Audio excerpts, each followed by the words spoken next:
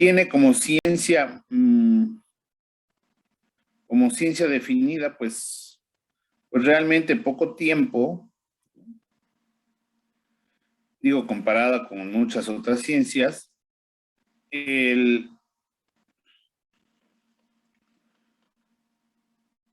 La ciencia de biomateriales y los biomateriales nos han acompañado desde hace muchos siglos, ¿no?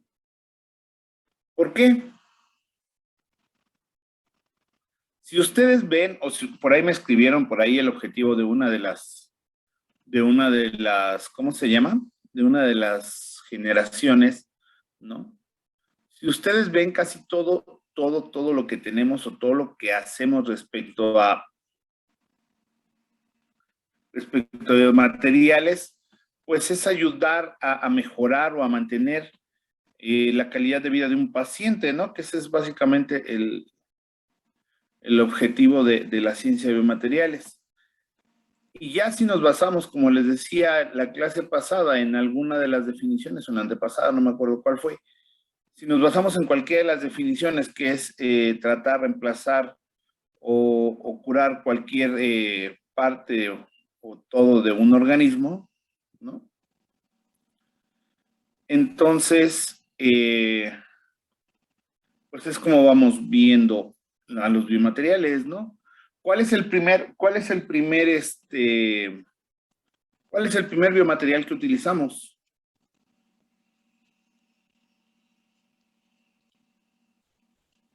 Piénsenle. Así en general, Sí, sí. las pieles. No. Muy bien. ¿Quién dijo las pieles? Yo, profe. David, muy bien, las pieles. Las pieles de los animales son de los primeros biomateriales que usamos y varios se extrañarán pensando en el por qué, ¿no? ¿Qué hace una piel? ¿Para qué utilizamos la piel? Bueno, ¿para qué utilizaban los antiguos la piel? Para Pues, cubrirse del frío, ¿no? Para cubrirse del frío, ¿no? Entonces, eso ayudaba al cuerpo a no morir, ¿no? Sobre todo en climas, pues, bastante extremos, ¿no? Digo, es evidente que en regiones muy cercanas al Ecuador, pues esto no pasaba, pero entre más se aleja uno del Ecuador, los cambios de las estaciones, las temperaturas pues van descendiendo mucho más, ¿no? Entonces, las pieles fueron una de las primeras biomateriales que nosotros utilizamos. Bueno, nosotros como especie, ¿no? Y así a lo largo de la historia de la humanidad, ¿no? Hemos ido utilizando diferentes materiales, ¿no? Y por eso es que toda la primera generación debe de estar descrita en el sentido de que son materiales que empíricamente se han ido utilizando y han ido funcionando, ¿no? ¿Cuáles de estos? La madera, el oro, la plata, los huesos de otros animales. ¿Qué más? El hierro dulce, el vidrio.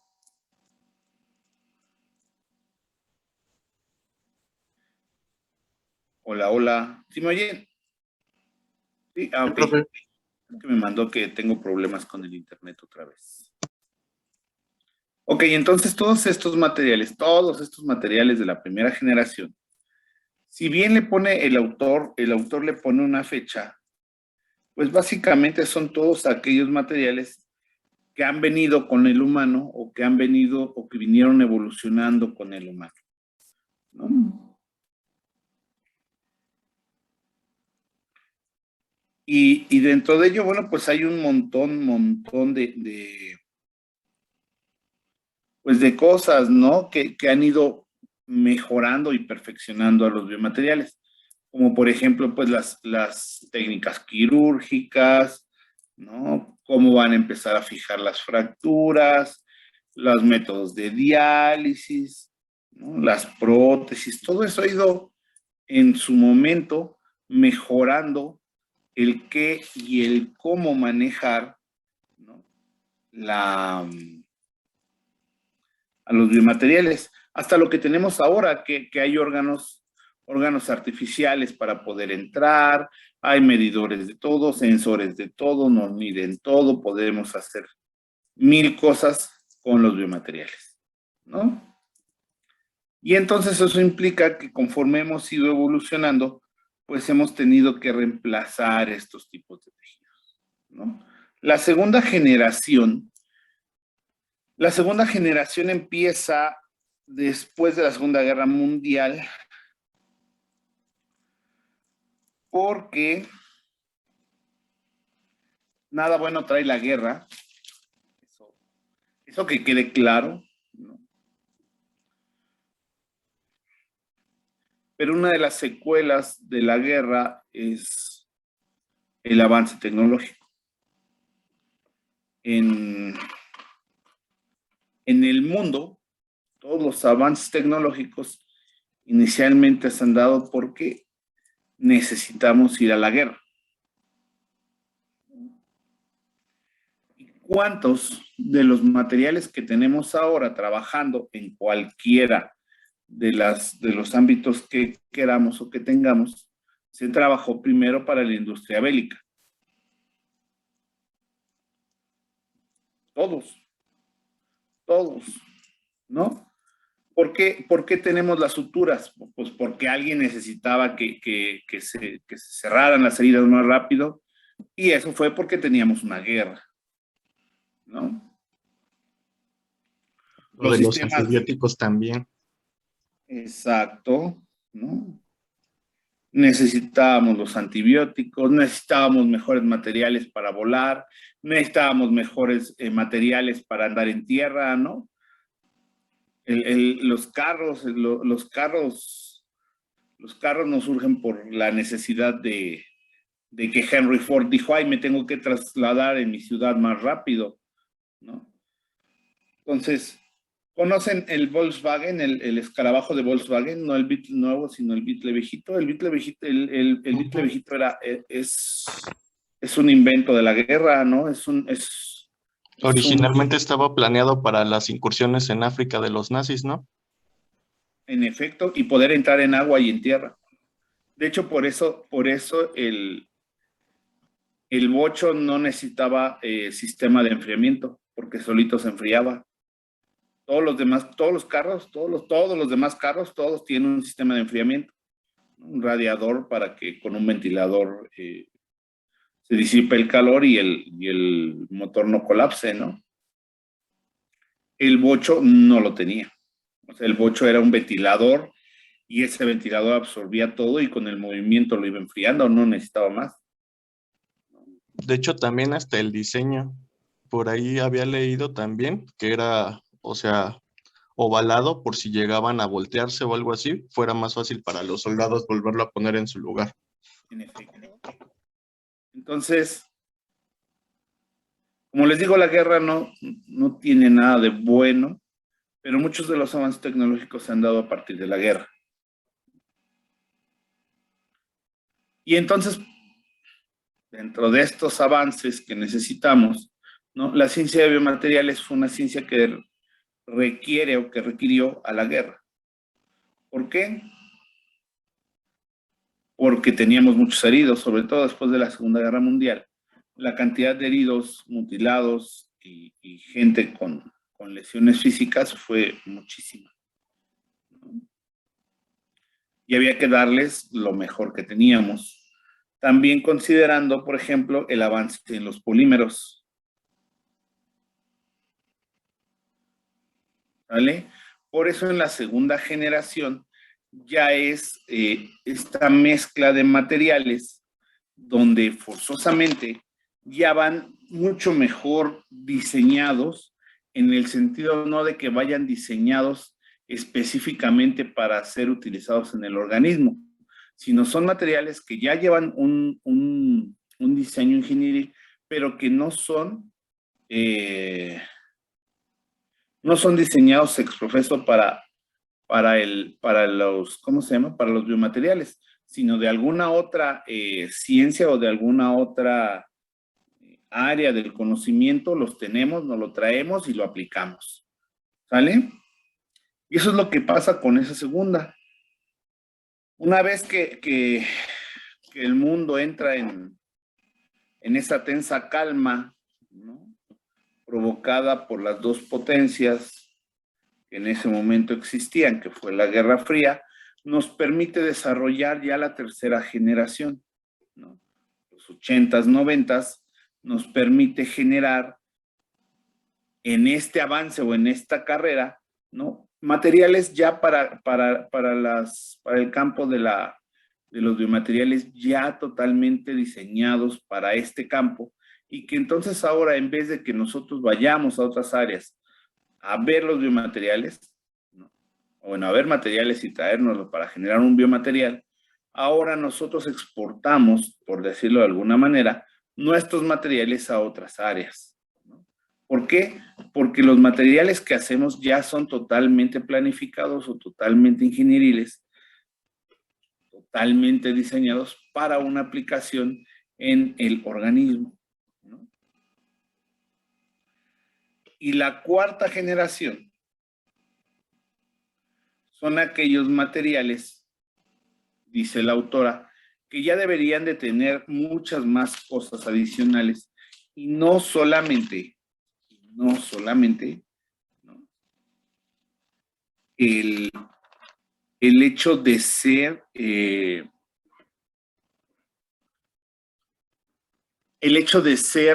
diseñados, sino ya también tienen que ser diseñados con una respuesta mínima inmune, diseñados para permitir el transporte de nutrientes o el transporte de algún fármaco o el transporte de algún factor de crecimiento, ¿no? Dirigir la regeneración tisular, pero sobre todo, ¿no? Que estos materiales tengan por sí mismo la capacidad de ser biomiméticos. Eso quiere decir, en este momento y hasta este momento nos vamos a quedar con esa definición de biomiméticos, que vuelvan a generar o que generen las mismas condiciones que genera el tejido que va a reemplazar. ¿Vale? Ya en una unidad más adelante veremos realmente lo que es la biomimética, ¿no? Pero estos materiales de cuarta generación forzosamente tienen que ser biomiméticos en ese sentido, ¿no? Dejar o permitir que tengamos las mismas condiciones y características del tejido que va a reemplazar, ¿no? O que va a sustituir, ¿no? Y entonces todos estos materiales, ¿no? Pues llegan ahora y tenemos todo lo que tenemos ahora, ¿no? Y esto va a incluir, pues, aquellos materiales que ya no son inteligentes, pero conocemos como inteligentes, materiales diseñados, los órganos artificiales, ¿no? Y un montón de materiales que forzosamente ahora tenemos para utilizarlos en la ciencia de materiales. Esto sin olvidar a todos los materiales que hemos ido trayendo a través del tiempo, ¿no? Y que nos han ayudado. Y que algunos siguen ayudándonos. Y entonces,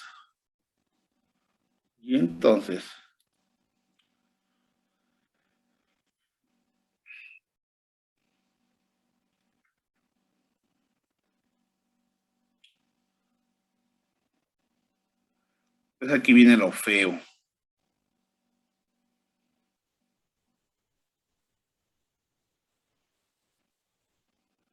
Miren, por ejemplo,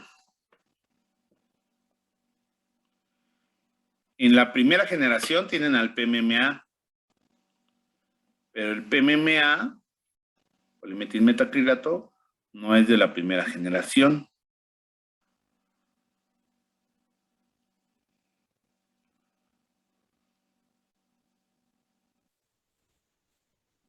Porque ni siquiera veo al FEMA.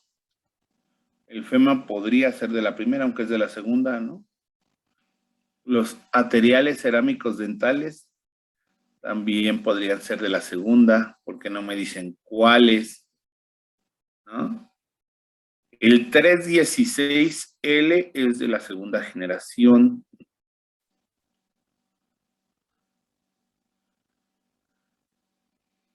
Metal polietileno debe de ser de tercera generación.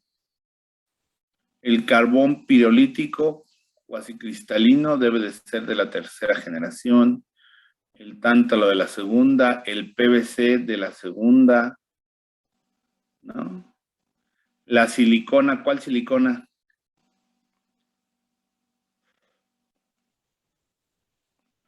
¿Quién puso la silicona?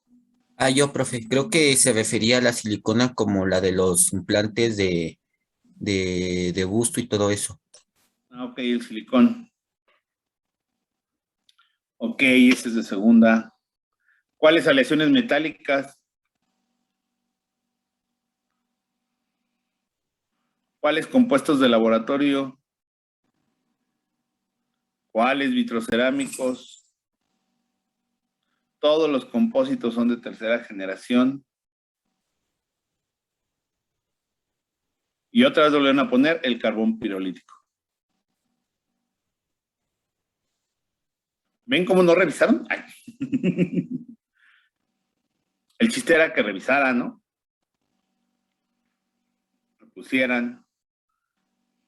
Y es que es más fácil que discutan ustedes allá adentro a que vengamos y lo discutamos aquí, ¿no? Porque si empezamos, no, ese no, no, ese sí. Yo creo que entonces nos tardamos 3 clases y no vamos a llegar ni siquiera a armar la primera, ¿no? Entonces, todos los de tercera generación, excepto, ¿cuáles son los materiales que interactúan con los tejidos biológicos de una capacidad regenerativa?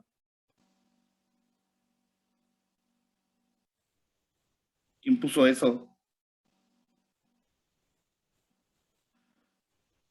¿Quién puso andamios moleculares?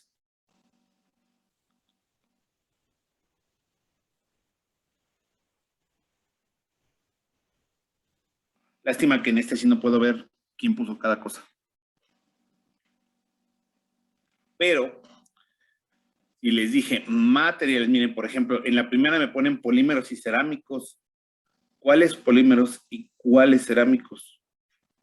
El barro, la tierra, el lodo son cerámicos, ¿no? Y no son biomateriales. ¿Qué pasó, Clau? Yo puse, es que como que no me oía, yo puse el de los andamios, profe, moleculares. Es que lo vi en un artículo de la UNAM y decía que son de tercera generación y que se insertan en los huesos y en los tejidos. O sea, cuando yo les pido materiales, ¿no? Me tienen que decir el material, ¿no? Sí, y bueno, es que también decía que pertenecen a la ingeniería de tejidos, pero pues nada más. O sea, sí, pero debe de decirme el material, no, no el dispositivo, ¿no? En todo caso, Okay. todos los andamios moleculares funcionan como un dispositivo. Ah, no, sí dice, espérame, dice pequeñas estructuras hechas de colágeno, hueso de bovino o biopolímeros. Ok. ¿Y cuáles biopolímeros? Ah, eso sí no dice. Lo voy a investigar. ¿Ya ven? Sí, perdón, profe. Sí, cuando diga materiales, ¿no? Es un material. Si no, tendría que ir acá. Que acá se me hace muy raro, ¿no? En los dispositivos médicos que pusieron, que hayan puesto tan poquitos, ¿no?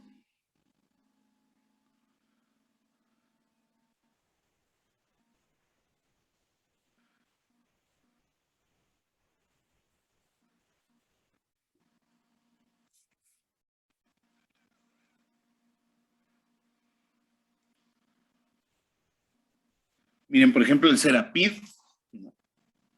Si son suturas de un solo material, este biomaterial funciona como un dispositivo, ¿no? Pero ya cuando son recubiertas, entonces trabaja como un compósito, igual como un dispositivo, y forzosamente es de la tercera generación, ¿no?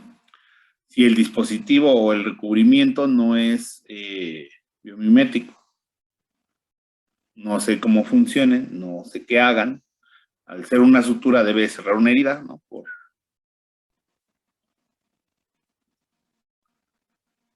Por pura y mera definición, ¿no? El primer tomógrafo, el DIU de qué?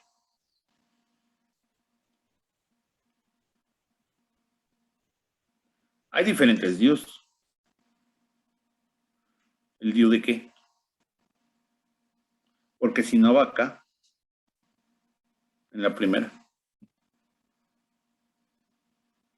¿Quién puso el DIU? Ay, perdóneme, profe. Ay, sí, pero sí, tiene razón. No Hay especifica. diferentes, ¿no? Sí, sí.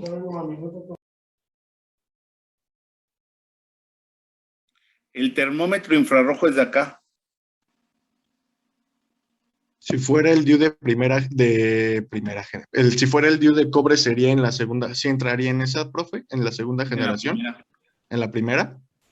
El que es Ok. como hormonal es el que entraría en la del de segunda, ¿no? Profe. No te escuché, se oye como mucho eco. Que si es el que es como hormonal, es el que sería de segunda generación. De tercera. Ok, de tercera. El DIU de cobre es de primera, el DIU de plástico, el de polímero es de segunda y el DIU hormonal es el de tercera. Ok, gracias, profe. Sí, perdón, profe, es que no especifiqué ahí cuál.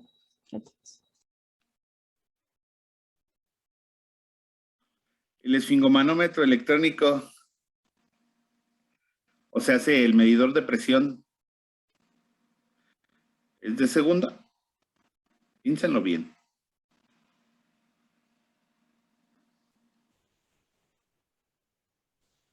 Primera, ¿no? Electrónico.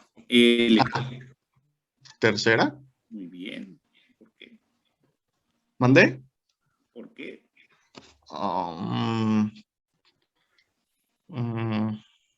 Ay, no sé, estoy pensando muy seriamente lo que voy a decir.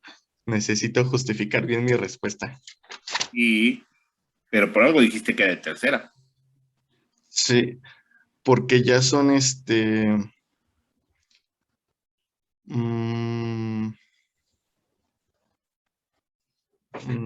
¿cómo decirlo? Pues Bueno, que también, en lo que piensas te voy a eliminar porque no es de primera, ¿no? ok. El electrónico. Un esfingomanómetro, un medidor de presión, ¿cierto? Ujú. Okay. ¿Es el que va en el brazo? Ajá. Medir la presión, ¿no? de cualquier sistema, pues es una cosa que se tuvo que hacer después de la revolución industrial, ¿no? La revolución industrial implicó, pues, utilizar calor, utilizar muchas cosas y sobre todo muchas cosas mecánicas que podían generar o podían inducir la generación de calor, elevar la presión y en su momento, pues, reventar la empresa o la fábrica o el proceso, ¿no? Y entonces, básicamente fue lo mismo que hicieron, ¿no? O sea, tratar de traerse ese mismo sistema, traerlo para el humano, y fue como empezamos a medir la presión. Claro, hubo ahí sus parámetros, ¿no? En cómo poder medir la presión sistólica y luego la diastólica, que es lo que normalmente medimos, ¿no? ¿Alguien sabe medir la presión? Así con con un baumanómetro y un estetoscopio. A mí me enseñaron hace unos días. Entonces, ¿cómo le haces, Ángel? Bueno, así no me sé bien los nombres, pero el punto es que colocas la pulsera en el brazo y acomodas también la cámara del estetoscopio, la campana, y entonces empiezas a, bueno, de cierta manera, a aumentar la presión en la Ajá. pulsera. Ujú. Bueno, y vas viendo en la carátula de la presión, y bueno, ya que te aproximas al máximo, ya dejas de bombear, bueno, a un máximo normal que sería 180, y después con la válvula empiezas a soltar la presión y debes de escuchar cuál es el primer latido, y esa sería la presión diastólica. Bueno, es un primer latido diferente a los otros porque es más fuerte y sigue bajando la presión y entonces en la carátula se ve ahí el movimiento y hasta que dejes de escuchar, esa sería la presión la diastólica. Así mero, ¿no? Bueno, más que a la hora de subir la presión total, dejas de escuchar los latidos, Ah, sí, porque me lo faltó único decir que eso. haces es apachurrar la vena, ¿no? Entonces deja de pasar. Cuando tú empiezas a liberar presión, entonces ya llega el momento en que vuelve a pasar, entonces vuelves a escuchar el latido, ¿no? Y lo vas bajando hasta que se vuelve a dejar de escuchar, que básicamente lo que estás haciendo es amplificar el sonido a través de la presión. Y ya, bien fácil. ¿Y el electrónico cómo funciona?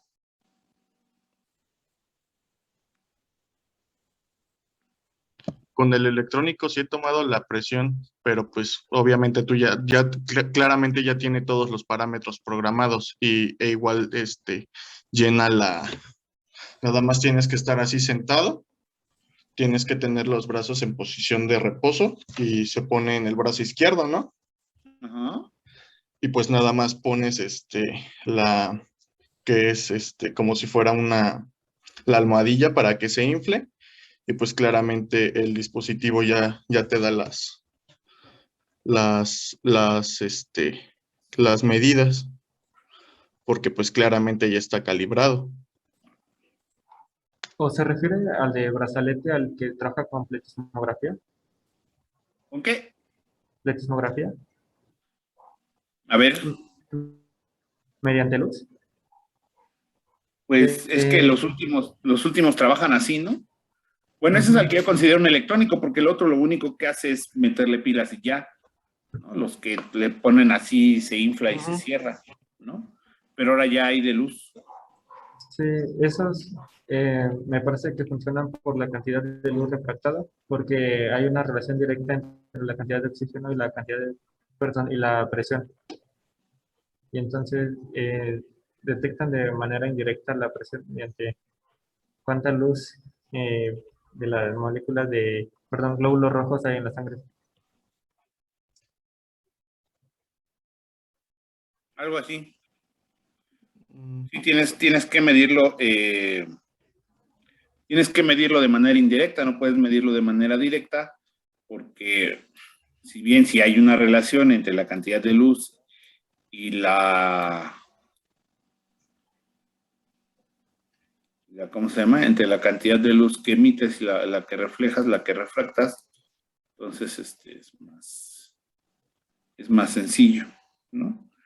Pero esos ya son de tercera o de cuarta generación, porque forzosamente están hechos, fabricados con otra tecnología, ¿no? Por ejemplo, tienen que traérselo de otro lado para poder utilizarlo en biomateriales. Entonces, tienen que reacomodarlos, ¿no?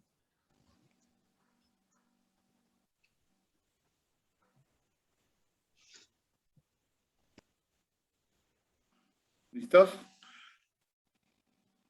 Entonces, pero estábamos con la de acá, ¿no? Punto número 1, pongan materiales. Materiales. Por ejemplo, ahí quien haya puesto a hacer un oxidable austenítico IC 316L, está bien, ¿no? Es una forma de catalogar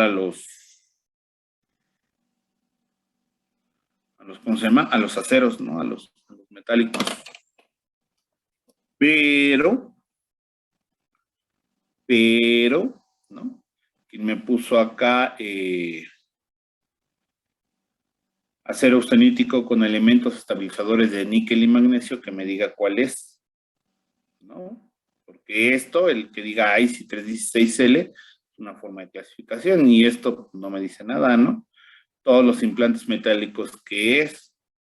La madera puede funcionar como madera, cuáles polímeros, cuáles cerámicos, las aleaciones de cromocobaltos también, la alúmina, circonio, los materiales cerámicos dentales, cuáles, las resinas acrílicas, cuáles, aleaciones con S. ¿Quién escribió aleaciones con S?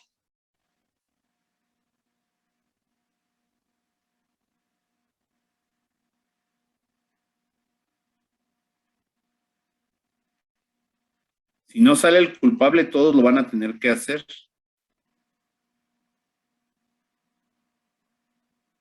Les doy 10 segundos. 9, 8, 7, 6, 5. Disculpe, ¿puede repetir, profesor? ¿Quién escribió aleaciones de base cobalto-cromo? Yo, perdón.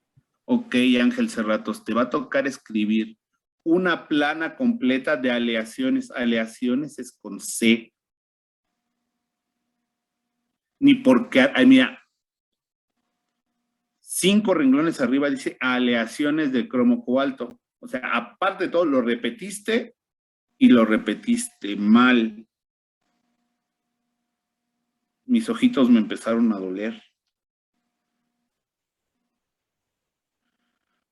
Materiales bioinertes, PMMA está bien, esto tienen que cambiarlo. Metal polietileno, ¿cuál metal? Carbono pirolítico está bien, pero no está bien ubicado. Tántalo, cloro de polivinilo tampoco está bien ubicado. El tántalo sí está bien. Igual acá. Igual acá el que me puso toda la definición de un hidrogel, ¿no?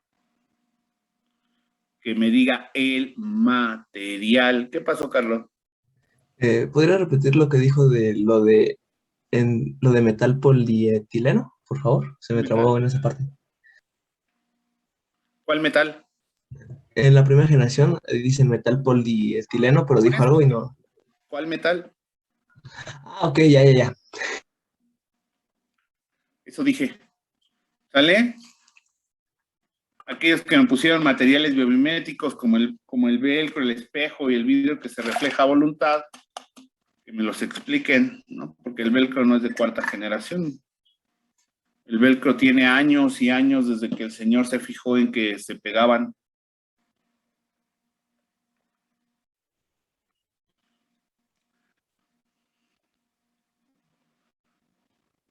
La hidroxiapatita, ¿cuál hidroxiapatita? ¿No? ¿Listos? ¿Entendieron lo que van a hacer? Y ahora sí, ya tienen bien las características. También, por ejemplo, en la de acá, ¿no? Acá me pusieron carbono natural, vanadio, inoxidable y platino, ¿no? Estos no van aquí. ¿Sale? Aquí hay un inoxidable 316L, 316, ¿no?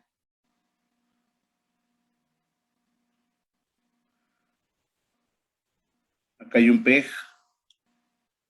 Acá hay PLA y PGA, ¿no? ¿Sí entendieron qué van a hacer?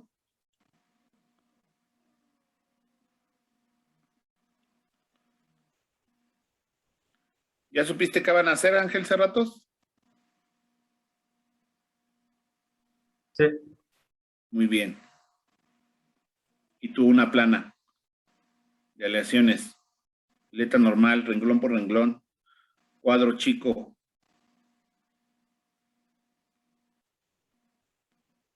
¿Listos? ¿Unas más dudas? ¿No? Segunda tarea del día de hoy. Van a buscar, porque yo sé que no se lo saben, cuál es el objetivo de la ciencia de materiales. Y ya les dije hoy el objetivo de la ciencia de biomateriales. Nada más busquen lo bonito, ¿no?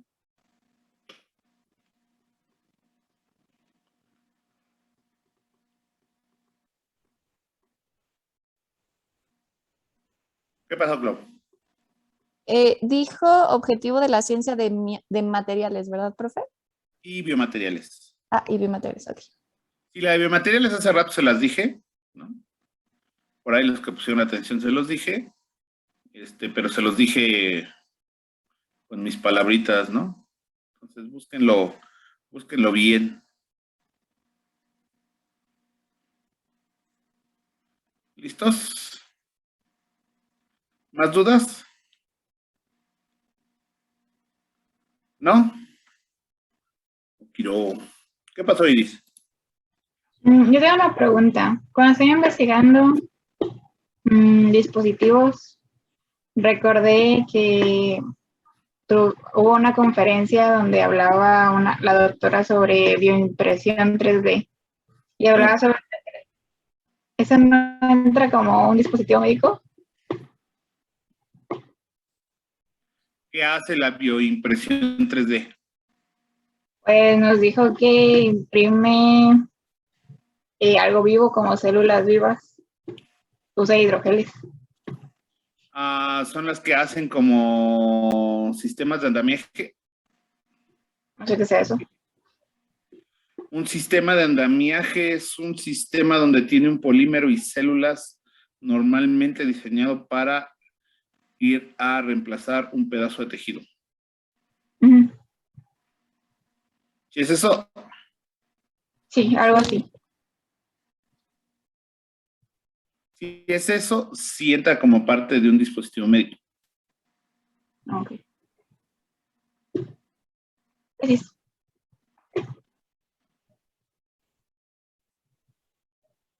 Bueno, si no tienen dudas, prendan su camarilla. ¿Qué pasó, Pau? Profe, ¿yo le puedo preguntar algo ahorita que se acabe la clase? ¿Otra vez? Que si le puedo preguntar algo ahorita que se termine la clase. Ah, sí, claro que sí. Okay. Yo igual, profe. ¿Quién es yo igual? Vale. Ah, sí.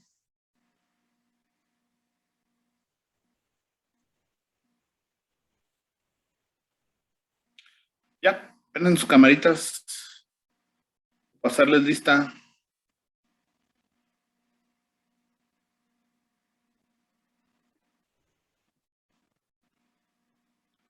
Viviana, céntrate.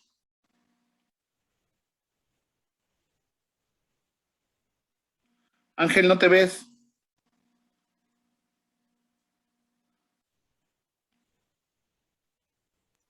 Espérame, profe, que no quiere jalarla. Ah, ya, bájalo, olvídalo. Ya te dejaste de ver. No sé si es para todos o nomás para mí.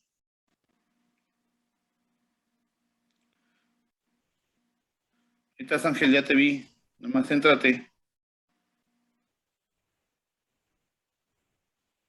Katia, no te veo. ¿Todos ven a Katia?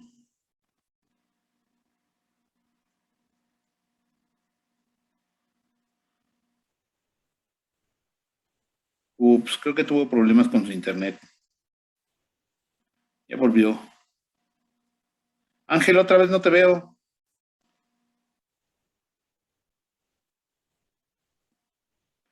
Ya te volví a ver, Katia.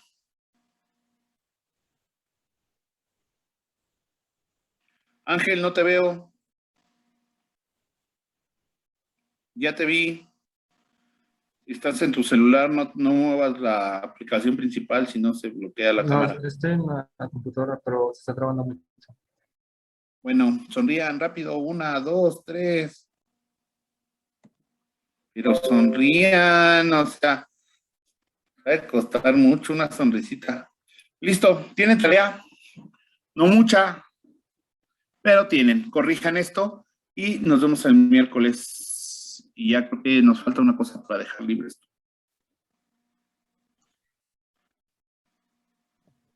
Adiós, profe. Adiós. Muchas gracias, profe. Bonita tarde. Profe. El miércoles. Gracias, tienen profe. tarea. Buen día. Ah,